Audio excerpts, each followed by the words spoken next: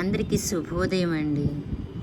చూడండి, గ్లాస్ జార్లో పసుపు కుంకుమ, నో డౌట్ క్యాప్ అయితే ప్లాస్టిక్, దానికి ఏం చేయలేం. గాజు గ్లాసు, బ్లౌజ్ పీస్, ఇలా ఇంకొక టైప్ కూడా ఉంది. మా పాప సెలక్షన్, మా మేనగోళ్ళు మెచ్యూర్ అయినప్పుడు పంచడానికి, అంటే ఫంక్షన్కి పంచడానికి అనమాట.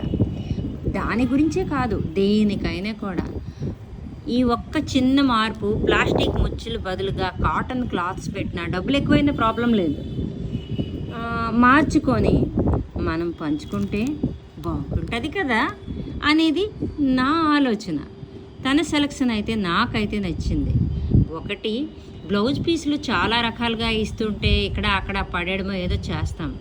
అయితే మనం మసిగొడ్ల కిందనే కుట్టుకోవచ్చు, కాకపోతే ఇంట్లో పిడిగొడ్లనే చేసుకోవచ్చు, లేకపోతే కర్చీఫ్లనే చేసుకోవచ్చు. తప్పులుంటే మన్నించండి. గాజులు పసుపు కుంకుమ అంటారా, ఏదో ఒక విధంగా ఉపయోగం అయిపోతాయి. అదే కాటన్ బ్యాగ్స్ అనుకోండి, సూపర్, మరి తిరుగులేదు. నాకు తెలిసి ఎంత బ్రాండెడ్ కంపెనీ ఏవి పంచినా సరే దీని చాటి ఏమీ రాదు.